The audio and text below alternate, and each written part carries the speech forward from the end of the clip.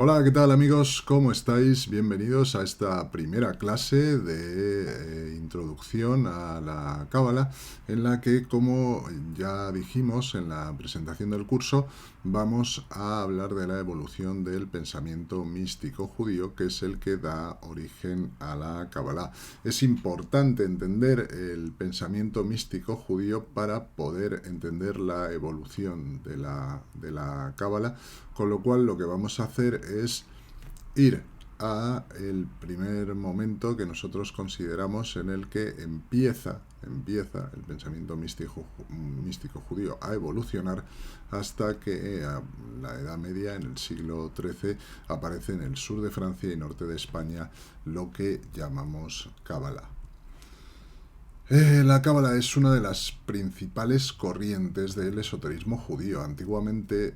era una tradición que se transmitía de modo oral, se transmitía de maestro a discípulo, a alumno, y lo que se hacía era la interpretación de los textos sagrados en búsqueda del conocimiento, del entendimiento, de la creación y del creador. La Cábala,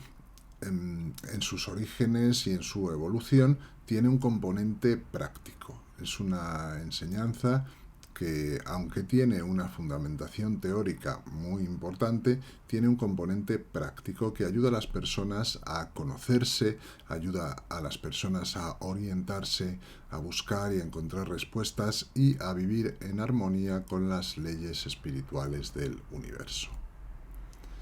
Como señala el rabí David Zuckerberg, la Cábala supone el estudio de todas las causas y consecuencias espirituales que se producen desde antes, durante y después de la creación, del momento de la creación. Antes de la creación, lo que sería lo que los cabalistas llaman el infinito, el Ein Sof, y después de la creación en el plano físico en el que nosotros nos desenvolvemos. La Cábala empieza, como hemos comentado, como hemos dicho, en el siglo XIII. Empieza a desarrollarse en el norte de España, sur de Francia, en la provincia de Languedoc, y de ahí se extiende por toda España, y donde existen escuelas muy importantes como la de Girona o la de Toledo, y también de ahí se extiende por toda Europa, y también tiene una época dorada en el Safed, después de que los judíos por aquella diáspora se expanden también por Europa y norte de África. Como decimos, es una tradición oral, y el término Kabbalah, que viene de Kabel, recepción, también se traduce como tradición. En el pensamiento místico judío, en la evolución del pensamiento místico judío, tenemos tres momentos. El primer milenio, antes de la era común, que es cuando aparece la Biblia hebrea. La Biblia hebrea lo que hace es recoger por escrito una tradición oral que se llevaba transmitiendo de generación en generación desde muchísimo tiempo atrás. Pero es aproximadamente en el quinto siglo, unos 500 años antes de la era común, cuando aparece por escrito estos contenidos que componen la Biblia hebrea. Luego tenemos un segundo momento, un segundo milenio, que es lo que llamamos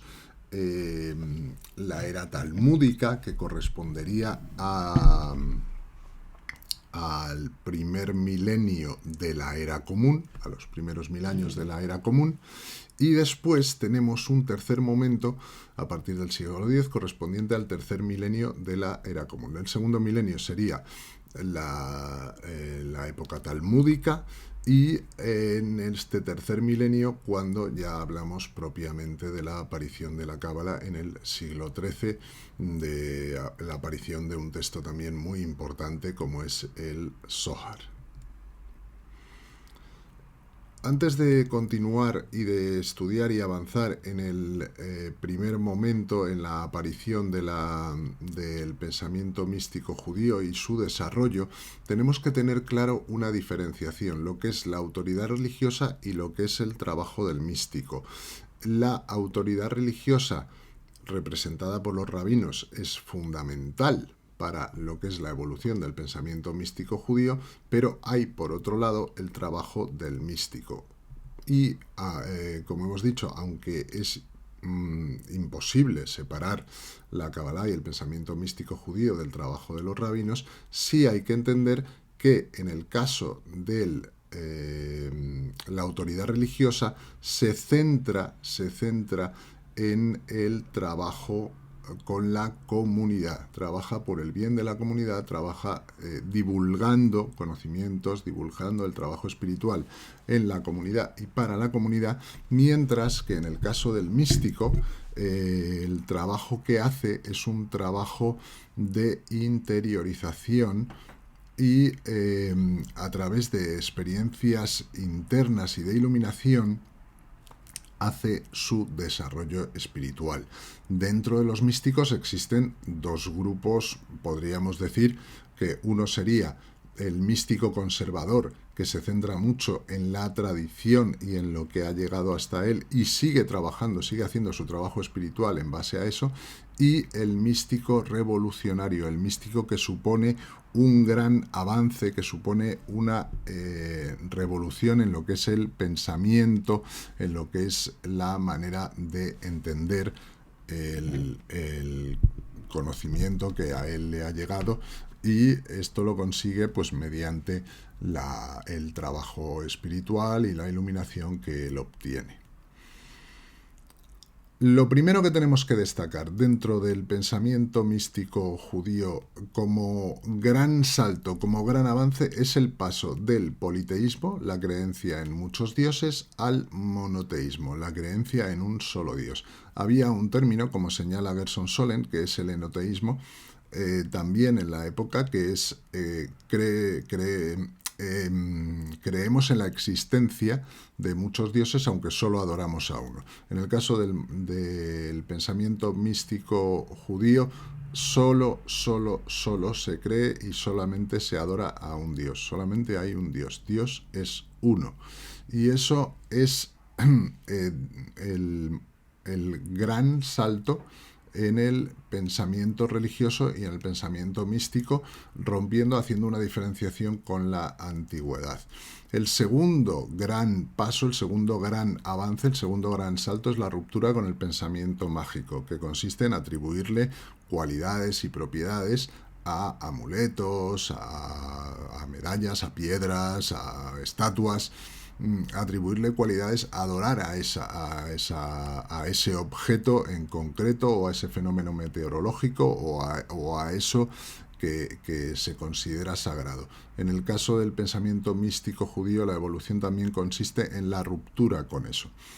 Esto no significa que se deje de utilizar determinados símbolos y determinados materiales en el trabajo espiritual, pero no se adora a ese objeto, sino que se utiliza como un medio de llegar a un fin.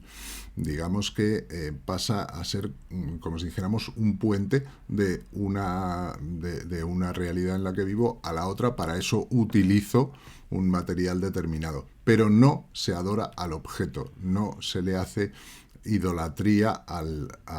objeto, sino que se entiende pues que sirve para algo, que nos lleva a algún sitio o que nos enseña algo.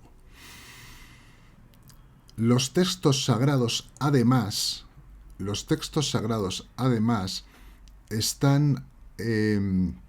dando una información muy importante. No es que nos estén contando un cuento, no es que nos estén contando una fábula o una historia, sino que nos están hablando de nosotros mismos, están transmitiendo una enseñanza. Nos están enseñando que toda la creación se rige por unas reglas a las que nosotros también estamos sujetos. Por lo tanto, entendemos el universo, nos entendemos a nosotros mismos. Nos entendemos a nosotros mismos, entendemos la creación. Como hemos dicho, unos 500 años antes de la era común es cuando aparece por escrito, cuando digamos que se escriben los textos, lo que va a suponer la Biblia hebrea, que ya se venía transmitiendo oralmente desde muchísimas generaciones atrás, y lo que trata de recoger la Torá es todo lo que sucede desde los comienzos de la creación, pero además también expresa la voluntad divina y expresa los mandamientos que tienen que regir a la comunidad espiritual. Hasta aquí, digamos que estaríamos en ese primer milenio, en ese trabajo del pensamiento místico y de los primeros místicos. Pasamos al segundo milenio, lo que es el periodo talmúdico, que es ese segundo milenio de la era común, en el cual se producen gran cantidad de textos, debates, y se recogen con muchos consensos en estos textos sobre la evolución en el sentido de que hay muchas cosas en la Biblia, hay muchas cosas en los textos que quedan sin explicar. Entonces, lo que va a suponer el avance que va a suponer este periodo es entender cómo el Creador ha realizado la creación y, como digo, responder a todos esos temas que quedan incompletos o que no se entienden muy bien en los textos bíblicos, de cómo es esa relación del hombre con Dios, de cómo es esa relación del Creador con su creación y cómo el hombre debe cumplir esos mandatos divinos y la voluntad divina para participar en el proceso de la creación. El cómo llevar a cabo lo que aparece en la Torá muchas veces resulta muy complicado. Y en este caso, en esta época, todos estos textos lo que tratan es de avanzar en esa línea, de explicar muchas cosas. Y por poner un ejemplo, uno de los textos talmúdicos lo que recoge es todo lo que debió pensar o lo que debía reflexionar Abraham cuando llevaba a su hijo Isaac para el sacrificio, y sobre eso pues se hace un extenso debate. Algo en lo que los rabinos chocan, por decirlo de alguna manera, con la filosofía, con los filósofos, es que para los rabinos los filósofos se ocupaban de muchas cosas que no eran relevantes para la comunidad, perdían mucha energía en cosas que no eran al final interesantes, que no suponían un bien para la comunidad. Digamos que perdían demasiado tiempo en cosas importantes y ellos lo que querían era centrarse en el trabajo espiritual, pero para el bien, para el beneficio de la comunidad, y no desperdiciar energías en planteamientos no prácticos. En este sentido, hay una ruptura con ese pensamiento filosófico, con los filósofos griegos. Hasta aquí, digamos que estaríamos hablando de esa segunda etapa, de ese periodo talmúdico, de ese periodo en el que se interpretan los textos bíblicos y se hacen aclaraciones y se evoluciona para entender cómo el Creador participa y desarrolla y hace y crea la creación, hasta llegar a este momento, esta tercera etapa correspondiente a nuestro segundo milenio de la era común, a partir del siglo X, en el cual que se llamaría el judaísmo especulativo, y se dan respuestas a, como señala Moshe Idel, al por qué. Hay un salto adelante, hay una evolución, y busca dar respuestas a muchos interrogantes dentro de la espiritualidad y dentro de la relación del Creador y su creación. Hay pocos textos en relación a todo lo que se debió hablar, a todo lo que se debió de enseñar en estas escuelas primigenias de Cábala, de pensamiento místico judío en sus primeros avances, en sus primeros momentos. Y entendemos que es un conocimiento que estaba en manos de grupos pequeños, y los textos aparecen en un lenguaje abstracto y difícil de entender y a la vez simbólico. Esto pone de manifiesto el trabajo del maestro, que todos estos textos, si no había alguien que los interpretara y los explicara, no se iban a entender bien. En este sentido, destacamos la participación de Maimónides, que es el que empieza a tender un puente entre los filósofos y las formas tradicionales del judaísmo. La Cábala, de hecho, surge en esa línea, en ese sentido, también como un puente entre las dos formas, la forma tradicional de judaísmo y los filósofos griegos, para un crecimiento, un entendimiento, una reflexión, y no tanto el dogmatismo al que llevaría un pensamiento religioso. El hombre, en comunión con Dios, tiene que rectificar la obra incompleta de Dios. Este es el gran avance revolucionario que supone el pensamiento místico judío en este momento. Lo que trata de explicar es que la creación está incompleta, y es el hombre, a través de su trabajo espiritual individual, el que va a ayudar al creador en ese proceso de creación en el que decimos que entienden que la creación está incompleta y que tiene que haber un trabajo en este nivel, en este plano inferior, para que se refleje en el estadio superior. Porque se ve además en los textos bíblicos cómo el creador crea y destruye una y otra vez y vuelta a empezar, como es el caso de Sodoma y Gomorra. Se profundiza en el estudio a un nivel muy profundo de los textos sagrados, es lo que llamamos el nivel Sod, incluso Sod de Sod. Hay un nivel de interpretación que es en el que se centra la Cábala y en el que se va a centrar todos los cabalistas modernos, que es esa interpretación de la Torá en un sentido muy profundo. Se habla de 4 niveles de interpretación de la Torá, del nivel más literal, que sería el primer nivel, al 4.º nivel, en el cual estaríamos en un nivel muy profundo de interpretación, y en este nivel, en este 4.º nivel, es donde se centra el estudio de los cabalistas en su trabajo en su trabajo místico. Como decimos, ha llegado hasta nosotros muy poco material de estos momentos en comparación con todo lo que se debió de enseñar en estas escuelas. Tenderíamos a pensar que es por las persecuciones que pudieron sufrir en la época por esta revolución en el pensamiento que supone el trabajo de estos primeros cabalistas, pero debemos entender que señala Moshe Idel que no es así, sino que más bien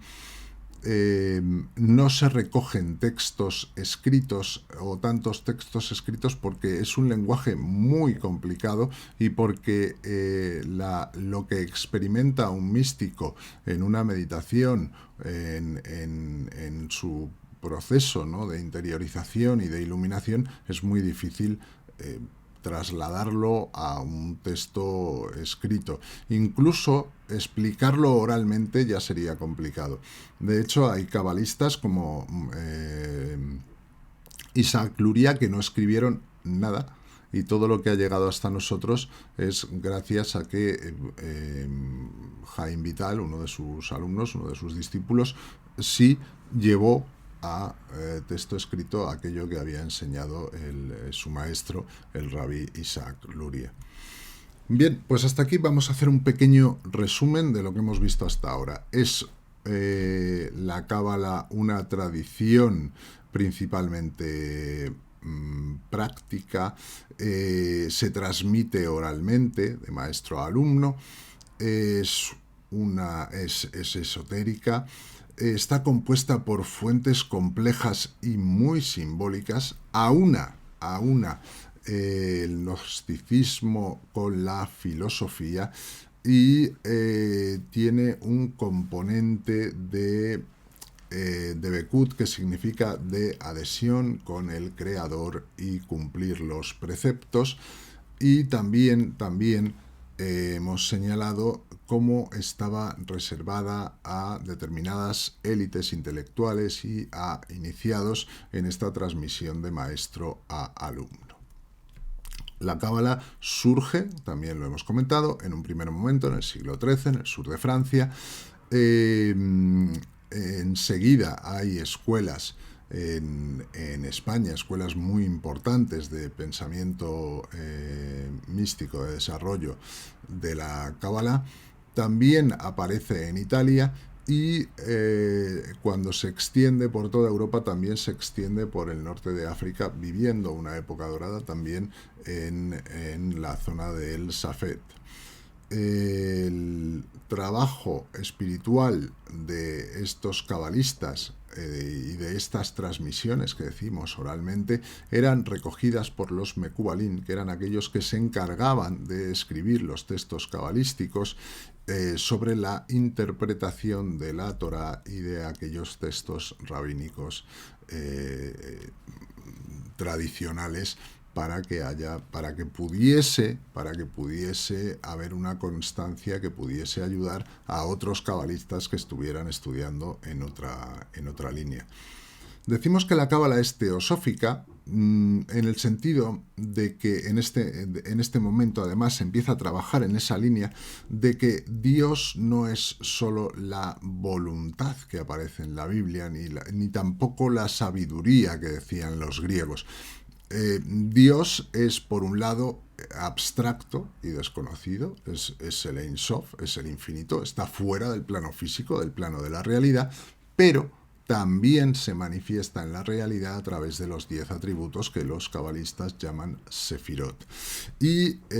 también podemos decir que la Cábala es teúrgica, ya que supone que el hombre debe cumplir los mandatos divinos y la voluntad divina para estar en contacto y participar en esa vida divina. Dios necesita al hombre, necesita que se cumplan los mandamientos, necesita que se cumplan los preceptos, porque, como decíamos, su creación no está completada. Necesita ese trabajo en el nivel inferior para que sea el trabajo de la creación completa. El Tikkun es exactamente eso, el trabajo de rectificación, el trabajo de aportar para que la creación esté completa y esté perfecta. El campo de especulación en los cabalistas primigenios es muy grande, ya que ellos debatían sobre todo el simbolismo que aparecía en los textos y que aparecía también en la tradición oral. Y además, como es muy difícil de entender, de explicar y de entender, el debate, claro, el terreno de la especulación era muy grande, y los consensos sobre los que se edifica la Cábala medieval se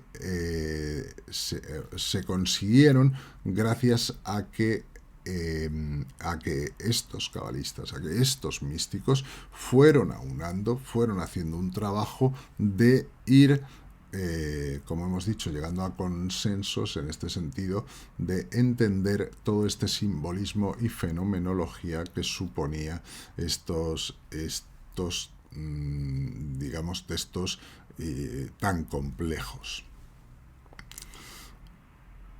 Hacemos un estudio, por un lado, sobre las 10 Sefirot, que son las 10 dimensiones los 10 aspectos en los que surge la emanación del Creador, y por otro lado se hace un trabajo de estudio, hay unos textos que van por una línea de entender esto, de entender a Dios, pero también de por qué hay que cumplir los mandatos divinos y cómo colaborar en el proceso de la creación, para así ver el impacto que tienen los actos humanos en esa estructura divina que, como decimos, está incompleta. Para ello hay dos elementos que son fundamentales. Uno, el que sería la tefilá, la plegaria, a través de la cual el hombre conecta con el Creador, y por otro lado la mitzvah, que es el cumplimiento de los mandamientos y el cumplimiento de la voluntad divina para estar unidos al Creador. En un principio hemos hablado de Maimónides, que es el filósofo más influyente en su época dentro de lo que va a ser después el desarrollo de la Kabbalah. También Abraham Abulafia, que para algunos es el cabalista más influyente dentro del pensamiento místico judío, dentro de la Kabbalah, ya que él plantea que el individuo puede llegar a la visión profética a través del trabajo de las técnicas adecuadas en el momento adecuado. Esto es una gran revolución, porque hasta él siempre se había pensado que la visión profética era un don divino reservado a unos cuantos. Es después cuando otros cabalistas ya van desarrollando, a partir de la influencia de los cabalistas antiguos, como Moshe Cordovero, que hace un gran trabajo, una gran evolución en las 10 Sefirot, o el rabí Isaac Luria, que es el cabalista más influyente en todos los demás cabalistas de la edad moderna y contemporánea. Y destacamos también el trabajo de Baal Shem Tov, que supuso un gran avance, supuso una gran evolución en lo que es la cábala práctica, que también se ha pasado a llamar cábala mágica. Haremos una clase hablando del trabajo de estos cabalistas tan influyentes, de estos cabalistas tan importantes. No queremos quedarnos porque son muchos contenidos, hay mucho que reflexionar sobre lo que hemos estado viendo, y haremos una clase específica dedicada a entender, a conocer el trabajo de estos cabalistas. Pero ya vamos a ir terminando, y para terminar me gustaría definir que hay tres tipos de cábala, que son: una primera, la que está centrada en Dios, la que está centrada en el momento en el que antes de la creación y en el momento de la creación, qué es lo que pasa antes y qué es lo que pasa durante todo este proceso de la creación. También hablaríamos de una cábala centrada en el individuo, por ejemplo, Abraham Abulafia, como decíamos, que desarrolla todo un sistema para que sea el hombre el que no solamente crezca espiritualmente, sino que además, con un trabajo adecuado mediante la permutación de letras hebreas, que bueno, ya lo explicaremos, consigue unos niveles muy altos de conexión con Dios, con el Creador, y de profetización. Y por último, que es, como señalábamos, Baal Shem Tov, la cábala centrada en la naturaleza, la cábala centrada en el universo, y también cómo a través del trabajo, determinadas técnicas que se hacen en cábala práctica, se puede modificar la realidad. Y poco más para esta clase. Hemos hecho un recorrido muy rápido. Hemos dejado muchos temas, pero que en un curso de introducción, en un curso de iniciación, tampoco queremos complicarlo demasiado. Solamente queríamos hacer un viaje, una exposición desde el principio, de cuando el pensamiento místico judío pasa del politeísmo al monoteísmo, se rompe con el pensamiento mágico, se avanza, aparece la Biblia, se estudia la Biblia, se profundiza en la Biblia. Hemos visto lo que era la diferencia entre autoridad religiosa y el místico, que es el que hace el trabajo místico y espiritual, los dos tipos de místico, el tradicional y el revolucionario que innova, y también donde nace la Cábala, en qué momento, cómo era en pequeños grupos reducidos, y por último hemos visto los tipos de cábalas centradas en el hombre, centradas en la naturaleza y en el universo y centrada en la creación, y como señala Moshe Idel, la respuesta a tres,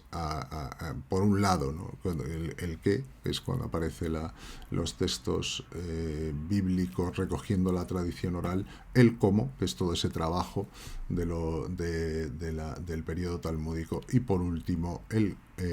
cómo el hombre con sus obras trabaja participa en el proceso de la creación. Espero que os haya gustado la clase, que haya sido de vuestro agrado. Si os ha gustado, por favor, compartirlo, difundirlo, y que sirva para que todos podamos ayudar en este trabajo tan importante que hicieron los cabalistas y que siguen haciendo para iluminar, para traer luz y para, en definitiva, crear una manera de entender y conocer la realidad mucho más avanzada, mucho más amplia de la existente. Así que suscríbete si no lo has hecho ya. Dale un like y podéis dejar vuestros comentarios aquí debajo en la cajita de comentarios. Y ya para la próxima clase para próximas clases hablaremos, como hemos comentado, de los grandes cabalistas y de su influencia. Pasaremos a explicar muy bien, tratando de hacer entendible ese proceso de la creación, el infinito y el universo finito, que es donde nos desenvolvemos, y también dedicaremos un tiempo a hablar de esas 10 emanaciones divinas que llamamos Sefirot y que componen el árbol de la vida. Nada más, muchas gracias, os mando un abrazo muy fuerte y nos vemos en las siguientes clases. Un saludo.